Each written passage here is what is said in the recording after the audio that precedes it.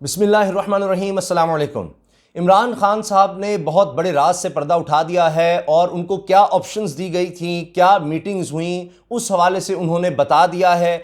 साथ ही साथ आप ये देखिए कि जो दिफाई ज़राए हैं उनकी तरफ से भी, यानी एक अहम मोतबर सीनियर दिफाई ज़राए से ख़बर भी आ गई और इसको अब हर तरफ शेयर किया जा रहा है।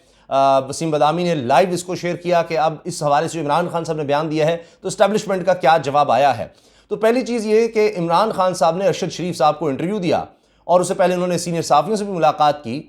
अब उन्होंने ये कहा है कि जी 3 ऑप्शंस आए सामने, अपोजिशन की तरफ से इस्टेब्लिशमेंट 3 ऑप्शंस लेकर आई और उनमें था एक तो ये कि जी इस्तीफ़ा दे दें इमरान खान, दूसरा कि अदम एतमाद को फेस करें, इस्तीफ़ा नहीं देना तो फिर अदम एतमाद का मुकाबला करें, तीसरा ये कि अर्ली इलेक्शंस की तरफ जाया जाए, कबल अज़ वक्त इंतखाबात की तरफ जाया जाए।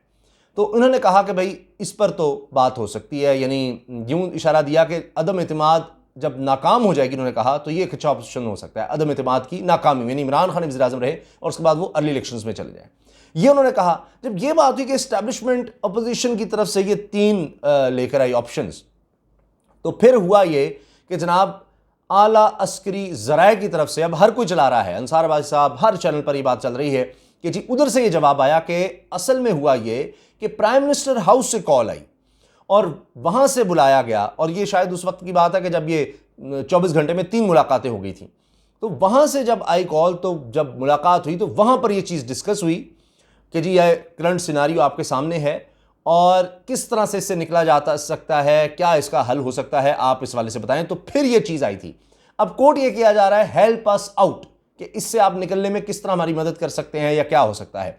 तो फिर जनाब ये ऑप्शंस डिस्कस हुई और फिर अपोजिशन की तरफ जाया गया, उनसे बात हुई और फिर आकर ये जब चीज़ें और मज़ीद डिस्कस हुई तो ये चीज़ इमरान खान साहब की तरफ से पेश की गई कि जी ठीक है, कबल इस वक्त इंतखाबात का देख लेते हैं। तो फिर इमरान खान साहब को बताया गया कि इसमें अपोजिशन से पूछना पड़ेगा कि वो कबल इस वक्त इंतखाबात की तरफ क्या जाते हैं, क्योंकि फैसला उन्होंने करना है। तो फिर जब अपोजिशन की तरफ गए तो वहाँ से फिर इनकार हो गया कि जनाब कबल इस वक्त इंतखाबात नहीं, अब तो हम अदम एतमाद लेकर आएंगे, इमरान खान को हर सूरत हटाना है। अब ये थोड़े से मुख्तलिफ वर्जन्स नज़र आ रहे हैं, 2 तरह से इनको देखा जा रहा है। फवाद चौधरी कह रहे हैं कि मुसलसल कोशिश हो रही है, ऐसे पेश किया जा रहा है कि जी हुकूमत कुछ और कह रही है, इमरान खान सब कुछ और कह रहे हैं और फौजी क़यादत कुछ और कह रही है, इस्टेब्लिशमेंट कुछ और कह रही है। तो इनको अलग अलग दिखाने की मुसलसल कोशिश हो रही है। इमरान खान साहब बार बार कह चुके हैं कि नहीं, ऐसी कोई बात नहीं है और पाकिस्तान की फ़ौज पाकिस्तान की हिफाजत की जामिन है, और अगर पाकिस्तानी फ़ौज ना होती तो मुल्क के कई टुकड़े हो चुके होते, खुदा न खास्ता।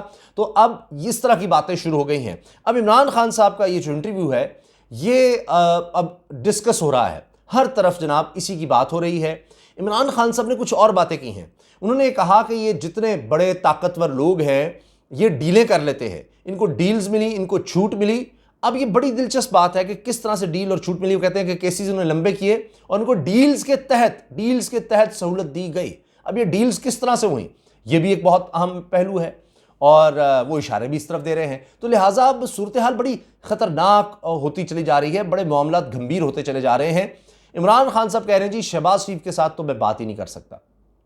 और जिस तरह आप सोचें कि एक शख्स है जिसके अरबों रुपया जिसके मुलाजमों के अकाउंट से निकल रहा है, वो करप्शन मुलव्वस है, उसने मुल्क का पैसा लूटा है, मैं उसके साथ किस तरह बैठूँ। वो अपने आप को वज़ीर आज़म बनाने की कोशिश कर रहा है, ये कैसे हो सकता है। वो मुसलसल कह रहे हैं कि मैं आखिरी गेंद तक मुकाबला करूँगा और फिर वो ऑप्शंस भी अपने ज़्यादा नहीं बता रहे। फिर कोई ना कोई बात सामने आ जाती है, क्या होगा, किस तरह से मामला आगे चलेंगे।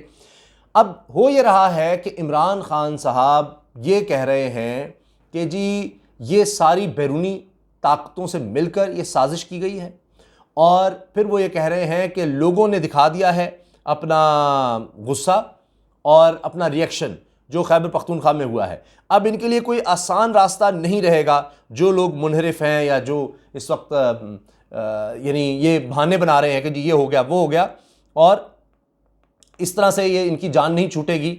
अभी भी वो कहते हैं जी इनके पास मौका है कि जी ये आ जाएं वापस। अब उन्होंने कहा कि जी बदकिस्मती से अपोजिशन वालों ने अपने केसेस को मुकम्मल ही नहीं होने दिया, कोई ना कोई वो रास्ता निकाल लेते हैं। और उन्होंने कहा कि अब जब इलेक्शन होते हैं, जब भी होते हैं, तो मैं भारी अक्सरियत से कोशिश करूंगा मैं चाहूँगा कि अवाम हमें भारी अक्सरियत दें ताकि मैं एक दफ़ा ये गंद साफ करूँ।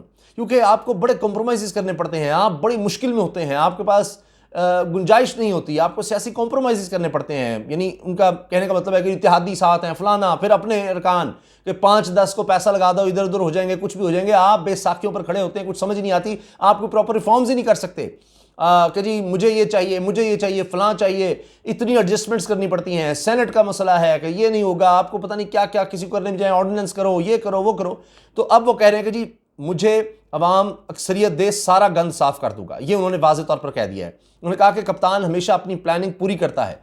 अब ये जिस तरह से केसेस से ये लंबा खींचते रहे, बच गए, तो हम बेबस बैठे हुए थे। अवाम से कहूँगा मुझे भारी अक्सरियत दो तो मैं मुल्क ठीक करके दिखाऊंगा, सारा गंद हमें साफ करना है। और बैरूनी साजिश का हिस्सा बनने वाले कौम के गद्दार हैं, ये इमरान खान साहब ने वाजे कर दिया है। और उन्होंने कहा जी 20-20 करोड़ लेकर बैरूनी साजिश का हिस्सा बने हैं।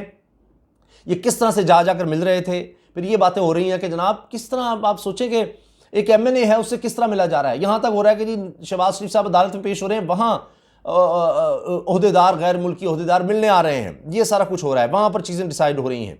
फिर इमरान खान साहब ने चैलेंज किया कि मुझे हटाकर ये सारा मुल्क कैसे चलाएंगे। 16 अरब नौकरों के अकाउंट से इनके निकलते हैं, ये वज़ीर आज़म बनना चाहते हैं। मगरब में शहबाज शरीफ की तरह अगर किसी के खिलाफ केसेस हों तो बाहर नहीं घूम सकता, अपने आप को जमहूरी कहने वाले ये क्रिमिनल हैं। फिर उन्होंने एक और बड़ी बात कही कि हुसैन हक्कानी ने नवाज शरीफ से मुलाकात की लंदन में, और 3 मार्च उन्हें तारीख भी बताई है। इसका मैं पहले हवाला दे चुका हूँ और वो खबर देख लीजिए। इमरान खान साहब ने भी अब उस पर उसकी सच्चाई साबित कर दी है। उन्होंने कहा कि जी ये तो हुसैन हक्कानी फ़ौज पर हमले करता है, एक काम ही सारा फ़ौज के खिलाफ करता है, वो नवाज शरीफ से मिल रहा है। ये वही हुसैन हक्कानी है जो सफ़ीर था, जिसको सफ़ीर लगाया हुआ था। और पीपल्स पार्टी के दौर में आपको पता है कि मेमो गेट हुआ था, उसमें भी ये था कि जी अमेरिकी फ़ौज से जाकर कहें, अमेरिका से जाकर कहें कि पाकिस्तानी फ़ौज के खिलाफ हमारी मदद करें। ये जरदारी साहब का वो लेटर था, मेमो गेट था। और उसमें दिलचस्प बात यह है कि मियां नवाज शरीफ साहब उसमें पटिशनर थे, दरखास्त लेकर गए, देखें क्या हो रहा है मुल्क के खिलाफ। आज उसी शख्स के साथ बैठ रहे हैं। क्या वो अमेरिका में राबते इस्तेमाल करना चाह रहे हैं, उन्हीं राबतों को जिनको पीपल्स पार्टी ने इस्तेमाल किया। अब वो हुसैन हक्कानी भी वही है और नवाज शरीफ साहब इकट्ठे हो गए हैं, तो इसलिए ये सारे लोग इकट्ठे होकर ये सारी प्लानिंग कर रहे हैं।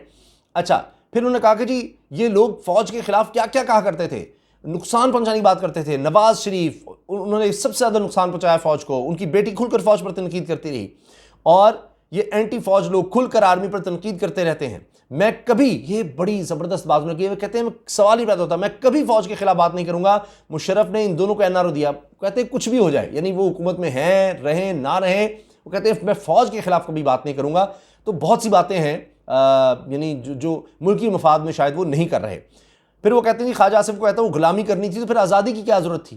तो ये क्यों इस तरह की बातें कर रहे हैं, हमेशा बाहर से कंट्रोल होते रहेंगे, हमेशा बाहर से, बड़े सगीर को हमेशा बाहर से कंट्रोल किया गया है। मीर जाफर और मीर सादिक ढूंढे गए हैं, हमेशा मुसलमानों को इस तरह के गद्दारों को मिलाकर शिकस्त दी गई है, ये हमारी तारीख है। फिर वही तारीख दोहराने की कोशिश हो रही है। एक बड़ा ताकतवर मुल्क दौरे रूस पर गुस्सा हो गया, कोई मुल्क इस तरह धमकी दे सकता है, तो वो मुसलसल अपने बयानिए को बयान कर रहे हैं, लोगों के पास जा रहे हैं, इंटरव्यूज दे रहे हैं, और हर इंटरव्यू पर लोग कहते हैं वो सेम वही बातें करते हुए, लेकिन वो हर इंटरव्यू पर और ज़्यादा हावी हो रहे हैं, और वो कहते हैं मैं खतरनाक हो जाऊंगा, वो वाकई। और लोग हर जगह आप चले जाएं, इधर उधर जो भी, बस एक ही है कि जी गलत हो रहा है इमरान खान के साथ, और ये बैरूनी ताकतों के आलाकार हम कब तक बनते रहेंगे। ये तो वही लोग आ रहे हैं, ये तो वही लोग आ रहे हैं जिन्होंने बर्बाद किया मुल्क को, वही दोबारा आने देंगे हम, ये नहीं हो सकता। आपकी क्या राय है, ज़रूर आगाह कीजिएगा। अल्लाह हाफ़िज़।